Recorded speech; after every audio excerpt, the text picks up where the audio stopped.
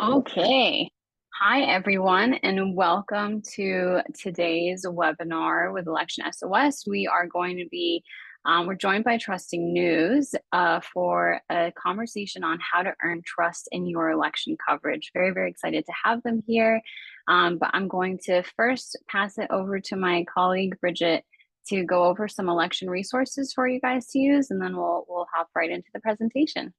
Yeah, thank you so much, Masara. Hello, everyone. Thank you very much. And thank you again to Trusting News for joining us today for a really great presentation. I'm going to kick things off with an overview of some of the offerings we have for you as you are navigating your election coverage this election season.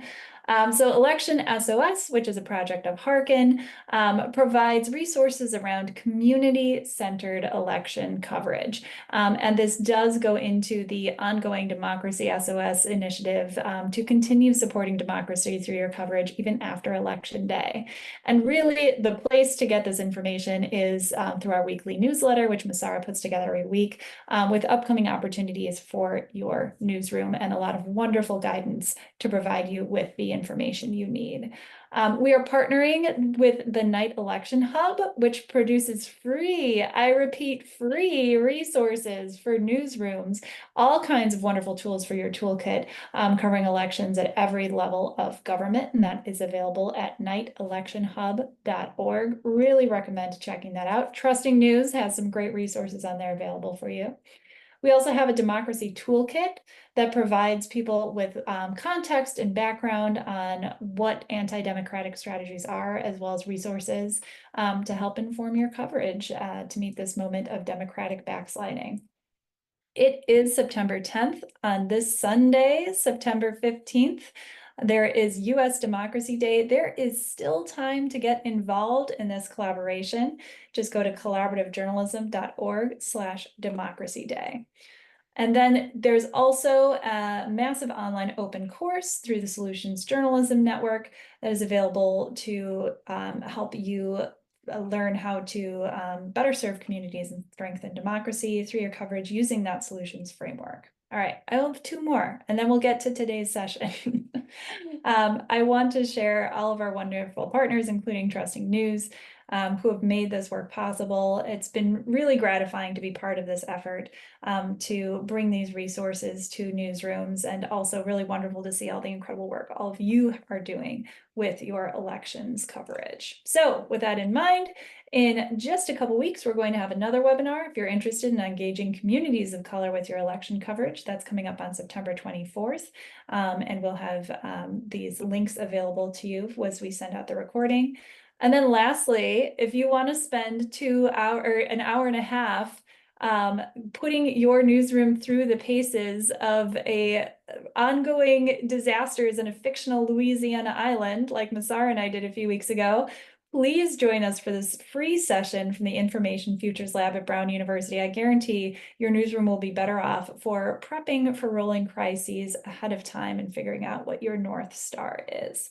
So again, I want to thank our guests today. I want to thank you for joining us, and please enjoy Trusting News' presentation on building trust through your election coverage. Take it away. Thank you so much, Masara and Bridget. Happy to be here. If you're new to Trusting News, we stand in the gap of trust between journalists and audiences, helping them understand each other. Since 2016, we've been learning as much as we can about how people decide what news to trust and empower journalists to build trust-building strategies into their day-to-day work. I'm Joy Mayer. I'm the director of Trusting News, and I'm joined by my colleague, Lynn. Hey everyone, I'm Lynn Walsh, the Assistant Director at Trusting News. So a little bit about how we do what we do at Trusting News, our basic principles.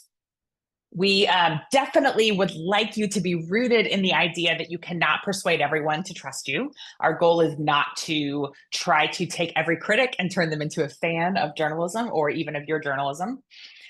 So we work with the set of people who are persuadable, who are confused by the information landscape, and who are reachable by our messages. Our work is really rooted in empathy for what it's like to consume the news these days. A lot of people have a casual relationship with the news. They are genuinely well-intentioned and confused about how to tell what is true. And And the more we understand about that confusion and about their intentions, the better we can serve them. And as we look at the relationship between journalists and the communities they aim to serve, there's a lot that both sides could change. And we could sit here and make a list of all the things we wish our audiences would do differently, like read links before they share them. But in general, the solutions to this problem have to rest with the journalists. We are the ones whose existence and ability to thrive and ability to perform a public service are in danger if we do not rebuild trust. A couple more principles to share. It is really reasonable for people to be skeptical of the media. We learn that as kids, don't believe everything you read. And yet somehow when people get suspicious or skeptical of journalism, our instinct is to get defensive. So our job is not to defend the media. There's a lot of it that makes me really frustrated and upset. Our job is to say, this right here is responsible, mission-driven journalism, and here's how you can tell.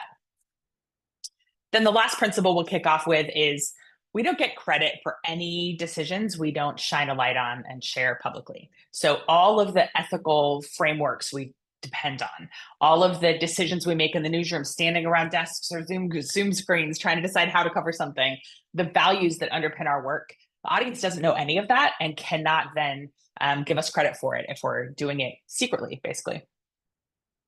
So our topic for today is what all of this means for your 2024 election coverage.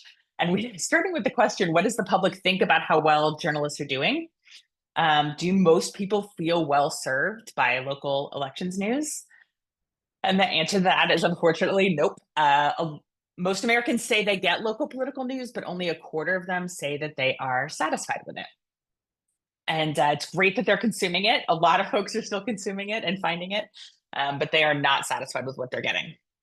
And when we think about why that's a problem, it's worth sort of articulating clearly why it's a problem. If people don't trust us, they're not going to turn to us for information. And when we look at where they might turn for information instead, it is less likely to be somewhere reliable, ethical, and responsible. So that's obviously bad for journalism because we, our public service mission depends on having a public to serve and to be able to reach people. It's also bad for our ability to stay in business. But it also is really bad for democracy, for the communities we serve, bad for civic engagement, bad for communities' ability to be curious about each other and to share information. So I want to talk for just a minute about people's relationship to the news and what it often looks like. It's easy for us as journalists to picture people's relationship to information as similar to ours. And that's just not true. People, a lot of people have are much more removed from the news and don't really see that as a problem. When we look at what gets in the way of people's ability to connect with journalism, there's a whole range of factors, a problematic climate around the media and what it means for people to just be frustrated by information in general, much less ours. It's problematic that there are a lot of really irresponsible things done in the name of journalism and that we exist as part of that landscape. And so that it reflects poorly on all of us. There are a lot of perceptions, some fair and some not fair, of the integrity and fairness of how journalism is practiced. A lot of people say that they do okay with local news, but that when they point to coverage from wire services and from partners as being more out of touch or more biased. The inability to differentiate between what you might do in your newsroom and other information, or between journalism and kind of information more broadly, can be very challenging. Like, why is it that it's better to get this information from a journalist than from, a stakeholder who posts in my community Facebook group? And then just a real lack of knowledge about our processes. People don't understand how we do what we do, and that makes it tough for them to believe in it. So sometimes the state of news overall is what separates people from it. Sometimes it's partisan leanings. We definitely know that research has continued to show that people who lean left and increasingly independents have decreasing trust in the media to report the news fully, accurately, and fairly. And some of it is just that people are tired from the news. There's a lot of new research the past couple of years about news avoidance, and we've been learning a lot from it and doing a lot of work in that area. 38% of people have told Reuters that they often or sometimes avoid the news in 2022. And that's a lot of people. And frankly, it's kind of healthy. Like we all should avoid the news sometimes. We all should not be tuned in every second. But the more we can understand about why people avoid the news, the better. So let's just pause there for a couple more minutes, and then we're going to get going talking about specifics for election coverage. It's important to recognize that news makes people feel bad. We are in the business of giving people things, and our business model way too often depends on giving people more of something that they report makes them feel bad. 43% said it makes them feel worse. So let's look at a few key reasons that people avoid the news, because I think it can help ground our conversation today in being an antidote to these things. So as you see them, think about what you could be offering that would be an antidote or the opposite of what people are saying they feel about the news. So the first one is that the news is hard to understand. A lot of people feel like it's written for insiders. It's full of jargon, requires a bunch of existing knowledge or context, lacks connection to everyday life. One of my favorite anecdotes in a recent book on news avoidance is that somebody said that consuming like a daily political story would be like tuning into Game of Thrones season 5, episode 4, and figure out what's going on. It's impossible. You can't search, you can't Google your way into an understanding of who the characters are, what the setting is, who's mad at who, what the backstory and the drama. So a lot of times our day-to-day political news is written for people who have been paying close attention along the way. A second reason people avoid the news is because they feel like it's not really made for people like them. And there's a lot of overlap between people who say that about the news and people who say that about civic life. So a lot of people don't live in social circles where there's incentive for staying on top of the news. Then when they go out with their friends, they're not going to feel silly if they don't know that there's a debate coming up or who the vice president is.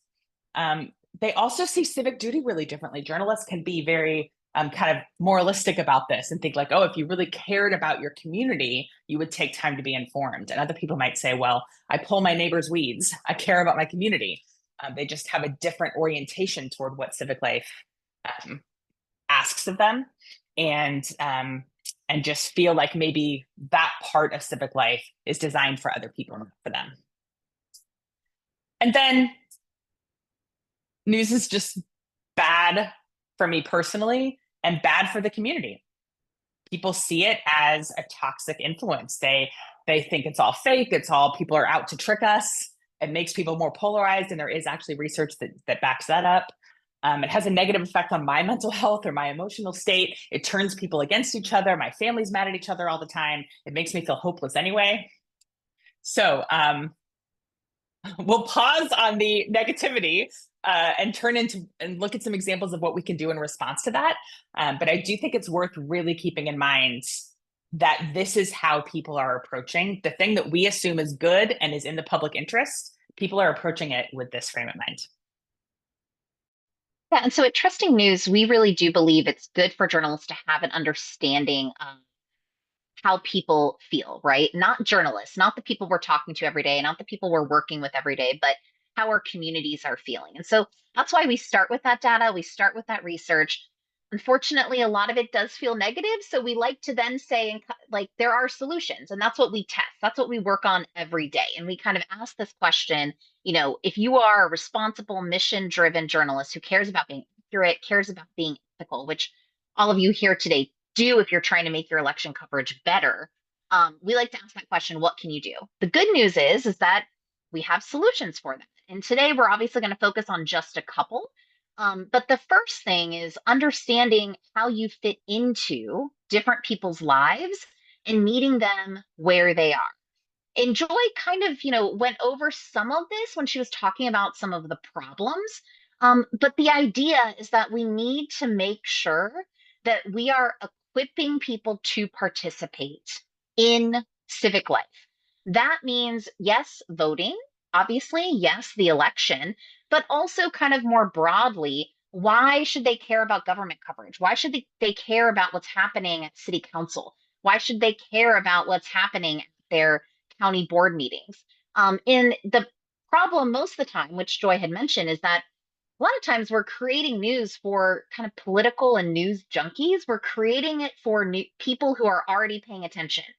I know we've worked with, there's one newsroom team that we worked with, and they were creating content for that and they were aware of that, but they were getting people to read because of that. So they kind of were okay. Like they sort of saw that as their target audience. It's people who are connected, who are reading us.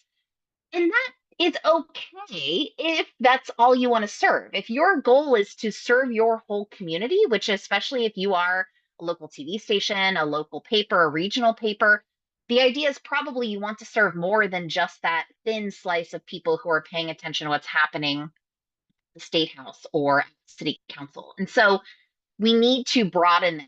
And just, this idea that, as the debate's about to happen, if everyone, as you mentioned, the debate, they're having a debate party or they're talking about what they're going to maybe take a shot of when something's said, whatever it might be, like that's not what people are thinking about, most people, anyways.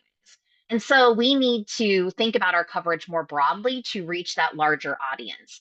And what this can look like, honestly, is really peeling back and providing basic information and making that basic information more findable and easily accessible. And so things like which candidates are running, those are basic questions that not everyone is going to be able to rattle off right off the top of their head. What initiatives will people be voting on?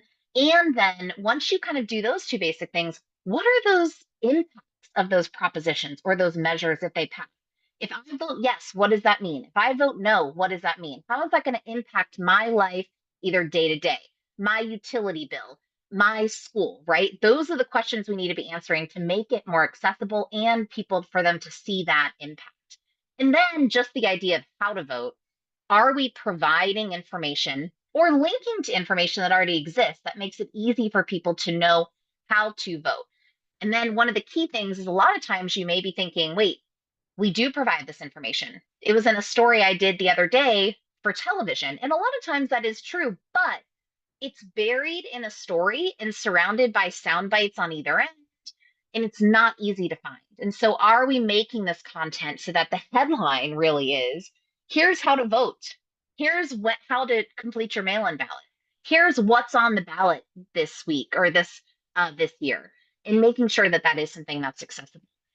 And along those lines, I recently actually, so I'm voting California, based in San Diego, and I wanted to kind of see, okay, how accessible, what information can I find about the November election coming up, which we're what, 2 months away, not that far away.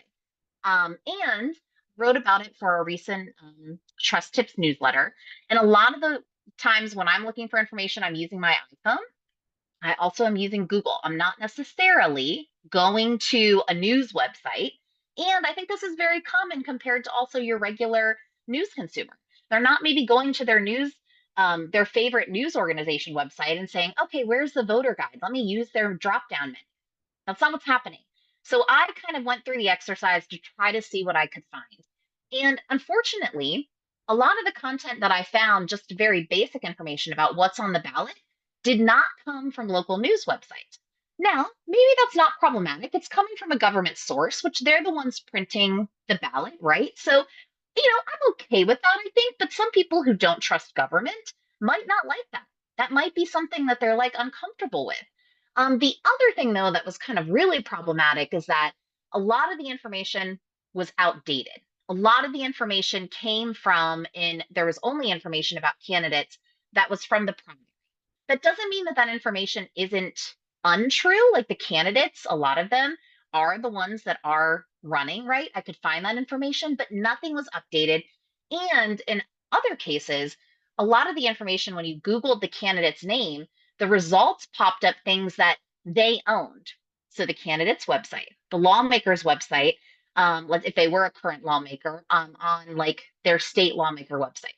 Now, that information, probably truthful, you would guess, but the fact that, that goes through a lot of PR spin, right? There's a lot, they have control over that message. And I think as news organizations, we should do a better job of making sure that our content, of holding them accountable to what they're saying, fact checking what they're saying, is more likely what people are finding. The one caveat I will say, technically ballots in California don't go out till October 7th. They're not mailed out till then. So I guess there is still some time. But if you're in crunch mode right now, this is just a reminder, make this information accessible if you already have it, update it, make sure people can find it. And then something else you can do, and another thing that this is a resource that we love, ABC 10 in Sacramento, they created these ballot proposition videos.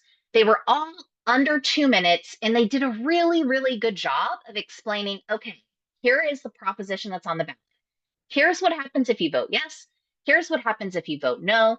And then there was some kind of further context included about maybe who was for it, who was against it, and then also just like what the impact would be down the line. People who saw this thought that it was useful, and they actually would pull it up as they filled out their ballot. So ABC 10 did this for the last election. They're going to do it again. This election, I'd highly recommend taking a look at those. Another, when we're talking about just basic election things, I can't tell you how many times I've heard news consumers say, why do news organizations get to determine who wins an election? And I was like, what do you mean? That's not how it works. We don't determine. And they're like, but you call the race, like you tell us who won. And so there is this basic lack of knowledge and connection that as a news organization, and if you are running election coverage or have ever run election coverage in your newsroom, you know there's a meeting and you talk about, okay, how are we going to get the data? Where are we getting data from so we can make sure like our website is updated and that we have all this information? Well, that data is coming from the government. That data is coming from systems or an organization like the Associated Press that is getting the information from also government feeds and other places. And so explaining that I, as a journalist, do not decide who wins an election. The AP does not decide who wins an election, but they do help us understand election results and make it easier to get to that conclusion by connecting it to a state or a government website, by having people there and calling in different numbers and results and updates. And so they've done a really good job of explaining how they approach elections and how they call who won. And you can link to some of those explanations, especially if you use AP coverage. But explaining that kind of basic principle can go a really long way. Something else you can do is think about how you can kind of focus stories on solutions instead of problems. Joy mentioned and talked about how a lot of times people are avoiding news coverage, not just political coverage, but news coverage in general. It makes them feel bad. And it just feels like, especially with political coverage, we're always just this, people are yelling, they're accusing each other of things. It's just this fighting all the time or this battle.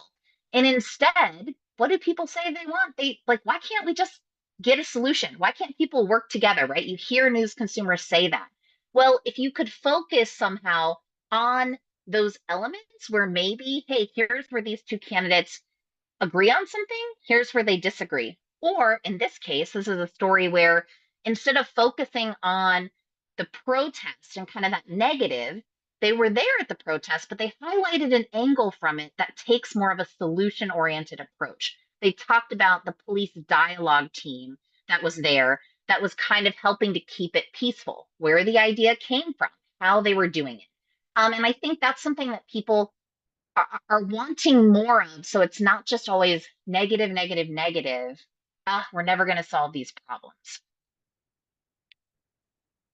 And then the other kind of, I think, really important thing that you can do, no matter what, if we're talking about election coverage, but any coverage, is really telling the story of your integrity and your mission. And why this is so important is because people make a lot of assumptions about how we do our jobs, and we are not known to everyday people. So when I talked about this idea that we create content for kind of political junkies, news junkies, we kind of are in these circles of people who maybe understand news because we talk with sources, we work with former journalists, or we are friends with PR, people who work in PR. Well, the reality is that most people don't really know what journalists do. They don't understand how we uncover information. They don't understand how we do our jobs, how the reporting process works. There was research that came out a couple years ago that demonstrated this point that most US adults have not spoken to a journalist. And the percentage of people who um, goes down the less white you are, the younger you are, the less educated you are, and the less money you make. So, what this shows is that even when we are talking to people for stories, we are talking to people who tend to be white, tend to be older, tend to be college educated, and tend to make more money. And so you can see how that's skewing our view of our community, but also it's leaving a lot of people in the community out. And we have this expectation where, like, we want them to trust us. We want them to come to us for information and believe what we're sharing. Well, if we're not reaching out to them, why do we assume and just think that's going to be an automatic? It really isn't. So we need to broaden who we're speaking to. We need to broaden who we are reaching with our content and who we're asking to be involved in our content if we want to build this trust and reach them with content that they will consume. And again, why this is important is that what we have found at Trusting News is those complaints you get, the criticisms you get, often that is happening because someone is making an assumption about why you did something. Often that assumption is going to be negative. They are going to assume that you are covering a specific topic because you have an agenda, you have a bias, you like a specific candidate. Take it to sports coverage, high school sports coverage. You're covering this because your kid goes to that high school, right? Like that's the assumption. But really, often that assumption is not true. We're picking these stories for a variety of reasons that fit with our mission and our goals. We have priorities and ways that we prioritize what we cover. So let's explain that. And if we don't explain it, that's when they make those assumptions, and those assumptions continue to live on, and that distrust builds. And so when we talk about what you can explain, it's just basic things specifically around elections. You know, why do, if you're a TV station or radio station, why are you running election ads? You know, this is actually something that my mom has asked me, like, why do TV stations create these ads? And I was like, whoa, like, that's actually not the news team. And we've had a whole conversation about it, but she wasn't understanding that in a way or connecting that. She just assumed, hey, it's airing on my local NBC station, it's airing on my local ABC station. They're creating this, they're airing them. Why are they doing this? So, first, there's the whole idea of explaining, no, we're not creating them. And actually, here's why we have to run them. And here's actually who is in charge of overseeing them. Often there are different people who might complain about the number of stories or tweets or posts, social posts, maybe on Instagram about a specific candidate. Oh, you're covering more flattering or sharing more flattering quotes about Kamala Harris than Trump. That you must want her to win the election. You are biased. Why aren't you including live fact checking during the debate? And that you're writing these kind of outrageous headlines because you want to make money. Now, is there maybe some truth in here? And are there maybe some examples where you could point to and be like, you know, that headline is terrible. I don't know why a news organization would write that. And that happens. And that's okay to admit. But if you are doing it differently, if you are really thinking carefully about word choice, about story selection, and you have a mission and you have reasons behind that, explain that. Get on the record about that. The idea is to explain what is your counter narrative and how are you going to explain that we do think carefully about word choice. We do think carefully about being fair in these explanations and in our coverage. And when you do that, you want to make sure to explain kind of that value. So because the news landscape is overwhelming and frustrating, explaining how you do things differently. What do you wish you could say about how your newsroom covers elections? You have ethics. Some people don't make that assumption. What are you offering that can help them that people might not be finding? Again, going back to just my experience trying to search for information in San Diego. Well, if there was a newsroom that continuously popped up, that would have been amazing. And that could have been their kind of their thing that they say. We are providing this information that's useful, that's accessible, that's findable to help you when you need it. And the idea is turning, when you think about, okay, what questions should I answer? Or what accusations are people coming up with when it comes to what they think about our news coverage? Oftentimes, these aren't going to come in questions. They're not going to come in nicely. So they're not going to say, like, how do you pick which stories to cover? Maybe that question might come in, but often it's going to come across as a comment or an email or a phone call, and it's going to be like an accusation, negative comment. So we like to say, how can we turn those assumptions and those negative comments into information gaps? And we have a couple examples. So a complaint that you may see, you're running misleading election ads because they make you money. You don't care whether or not they're true. Well, you see that and you may just ignore them because you're like, well, that's ridiculous. No, that's totally not true. I'm not even going to respond because it seems so outrageous.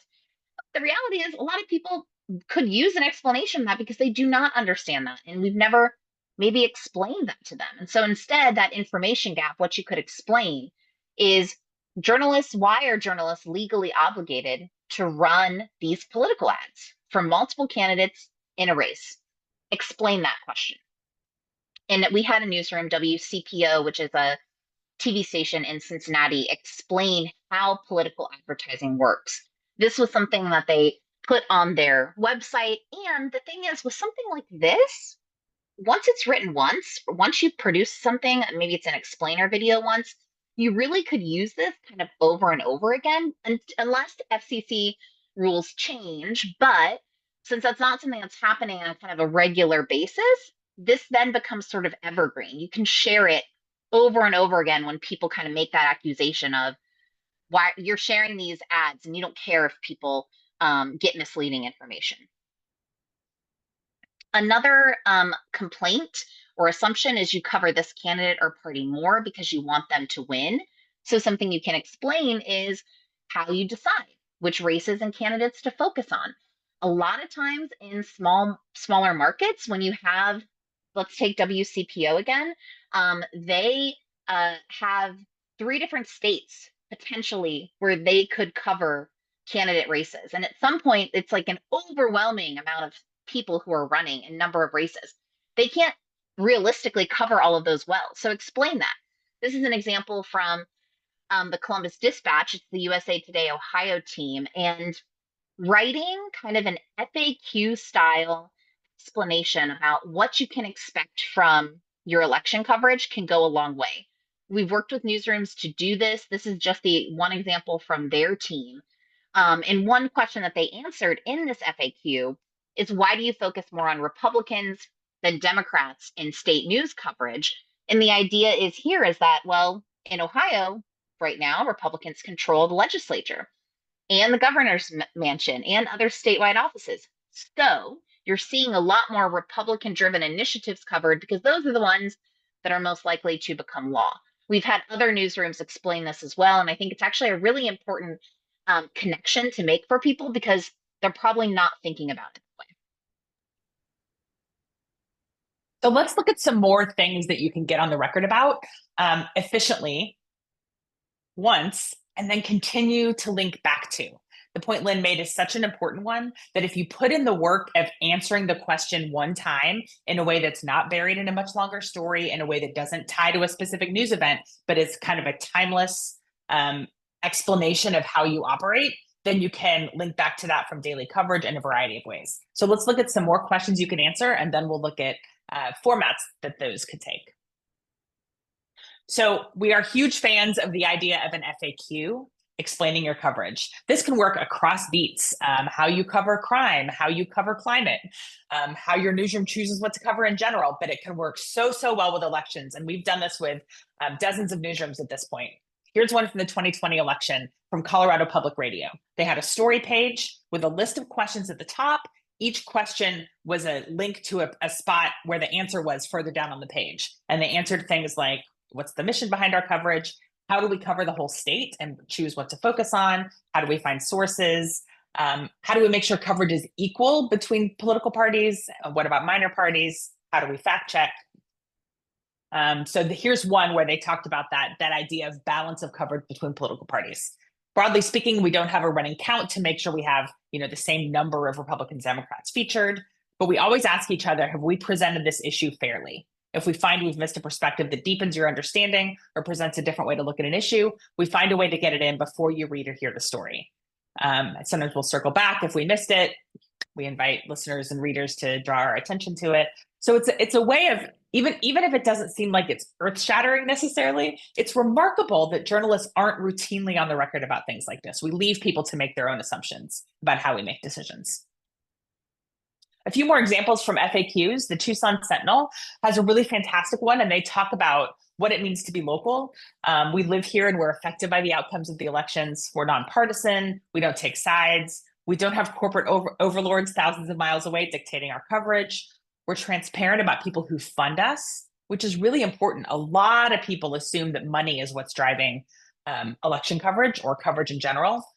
We reference that when talking about the election ads. People assume it makes us money. Definitely people assume we're writing sensational headlines because it makes us money. And a lot of people assume that we have people pulling the purse strings of the newsrooms who don't even live here, who are funding our work and deciding what gets covered. So it's really worth being on the record about where your money comes from and who you're serving. Here's another one from the Vallejo Sun. We do not endorse candidates. We endeavor to be fair. I really like how they describe their goals. We try to understand candidates' positions and communicate them accurately. It can also mean asking hard questions, particularly when it comes to factual accuracy, and making sure that we apply the same scrutiny to everyone we cover. No one should expect an interview with us to be softball questions, but they can expect us to be accurate and fair in our presentation. This idea that we would apply the same process across the political spectrum gets to the heart of what is one of the most common complaints about the news, that it has a political bias. And yet, most newsrooms don't explain publicly how that is not true for them. What does fairness look like for you? What does it look like to you to cover people with a lot of different views? And what can we as your community expect from you? Capital B is another newsroom we've worked with on their election coverage, and they described the three-part approach they were taking to their coverage this year. We explained the stakes, explanatory reporting that contextualizes what's at stake for Black communities. They're very specific about whose voices they're centering and who they're serving. They're guided by service. We want to guide our audience through the political process and provide clear, trustworthy reporting that's an antidote to misinformation, and we want to equip you to vote. And then power. We offer distinctive stories and live journalism, highlighting the areas of the country where Black people have the power to shift the future of the country, where Black political power has been or is being eroded, and where Black leadership is at a crossroads. They go on to say that does not mean they give Black leadership a pass. They do accountability journalism about people in power. But they do a really good job articulating, here's what you can expect to us. Ideally, they would then link back to this when daily coverage is a particularly good example of it. And so we've talked so far about understanding where people are in their news consumption and how people's lives and relationship to the news are different than yours and meeting them where they are. And then we talked about what it looks like to tell the story of the integrity and mission behind your work. And now I want to talk about where to share those messages, because it's easy, I know, to talk about like, oh, we should say this, but then when it gets right down to it, what does that mean? Is there a field in your CMS for this kind of thing? Is it like, does it go in your newsletters? What does that mean? So let's look at some examples of that. Anywhere you have your audience's attention is a good place to be educating them, filling them in about how you do what you do, not just about the topics you cover. So that can happen in print, on air. It works really well on air, where you're talking sort of more informally directly to the audience. That's also true for social posts and for newsletters, where there's often a more informal tone, and it's easy for journalists to say, we were careful in this story to do X, Y, Z, or in accordance with our ethics policy, which you can read here, we made this decision in our story today. So social videos, comments, stories. Notes at the top of stories, like editor's notes, are a really simple way to do this. Haven't found a CMS yet that won't let you put an italicized note at the top of it. It's just saying, here's what we were careful to do with today's story. Here, this is a part of our mission to XYZ. For sure, behind the scenes explainers have become sort of the best practice in journalism. If you do a really big piece of journalism, it's not uncommon these days to have a separate piece that says, here's how and why we did this story. Be sure to link back and forth a lot. columns from editors can be a good way to do that. And then, boxes next to a story, or kind of depending on your tech abilities, like modules that get embedded within stories can be really good for that as well. So a few options. I'm going to share several from PolitiFact. We've done a lot of work with them, and they just do an excellent job of this kind of transparency. So on their stories in general, they have a section that says read about our process, and they have principles of how they fact check and what their truth and matter principles are. And that shows up on every story page, which is so important. If you leave it for people to go hunt for this information, they're much less likely to do it. So how many clicks from your homepage does it take for them to find your ethics policy or a link to it is a good question to be asking. We worked on an FAQ with the Texas Tribune, and they have the ability within their content management system to link to the specific questions within the FAQ from this embeddable module that then shows up in election stories. So there again, if you can take people are curious about your election coverage when they're already reading your election coverage, that's the best time to take advantage of their attention. So when they're on a story, say, hey, by the way, here's why we're doing it this way, or here's how we hold officials accountable. Some more examples from PolitiFact. They've got some great YouTube videos, including a playlist that's just all behind the scenes. How does our rating system work? Why should you contribute? How we live fact check debates. What is our agenda? How we select facts to check. They put a video up just this morning, actually. I don't think I have sound set up to play, unfortunately. But they put a video up just this morning that explains how they live fact check debates. That, it might seem like our fact checks are instantaneous, but actually they are relying on a huge archive of previous reporting. So when we share in the moment that this thing Kamala Harris said is half true, we didn't decide that just now. It's because we reported on it 2 months ago, and here's what we said. So it's a really good video that they shared just today on TikTok, Facebook, and Instagram. Whoops. They also often take their sort of FAQ type of information and turn it into swipe through galleries. And so they have a lot of really good examples of where they take just their basic statements of values. Here's an example of what it means to be nonpartisan. We select statements about topics that are in the news to fact check. We don't keep count, but we are careful to check both parties. We more often fact check the party that holds power, as Lynn was saying earlier, or people who repeatedly make attention-getting or misleading statements. And we gotta go out of our way to find researchers and analysts with different points of view so we can consider every angle. It's really pretty simple to take questions like this to social media. We worked with the Seattle Times on an FAQ about their investigative team, and they said, hey, here's a question our audience asked, how do you work to be fair and unbiased? And they took an answer from a reporter and shared that, and you can click through and get several examples there. PolitiFact also will take this information and look for chances to bring it into the comments. So it's important to both be proactive with this kind of information, like just get on the record initially, but then remember that it's there and find moments where it's especially useful. So this is a story that they put a fact check after the New Hampshire primary on Facebook, and they got a comment from somebody saying, misled, he lied, just say that he lied. And somebody else jumped in with an assumption. They won't say that Trump lied because they don't want to get sued. Instead, the PolitiFact engagement team saw that and jumped in, said, thanks for your comment. We avoid using the word lie because we can't claim to know what a speaker's intention is. We only use lie once a year, actually. They have a lie of the year. So you can read about why they're careful. They have a link ready that explains, here's why we're careful about the word lie.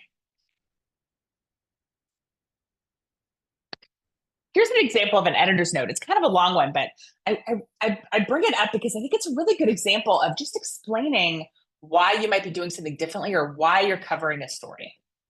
So in this case, the Shawnee Mission Post in Kansas, before the Kansas abortion vote, they had made a point of saying, we really do not cover statewide issues much. We're very focused on our hyperlocal community.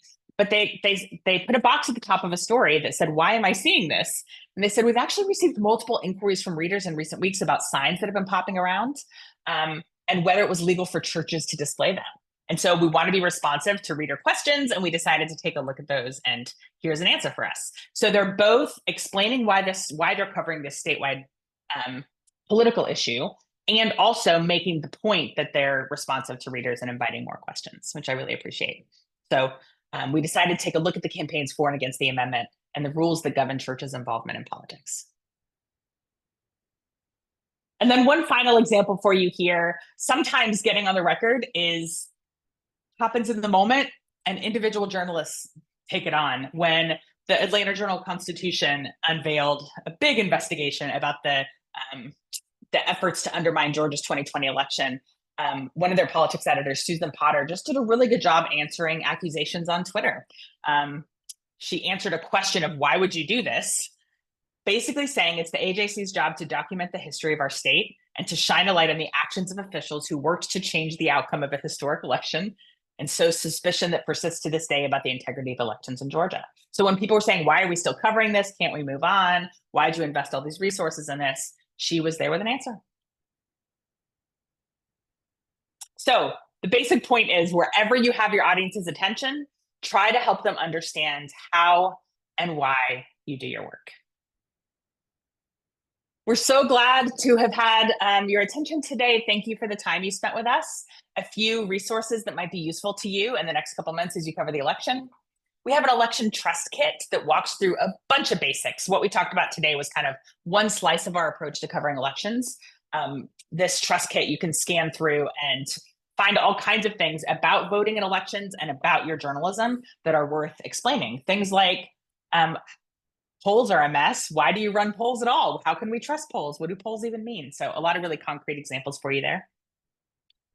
We are offering one-on-one coaching to talk about why people see the news as a polarizing factor and what we can do about that, to talk about what we can be transparent about in our news. So there's a link here to sign up for one-on-one coaching if you'd like to meet with a member of our team.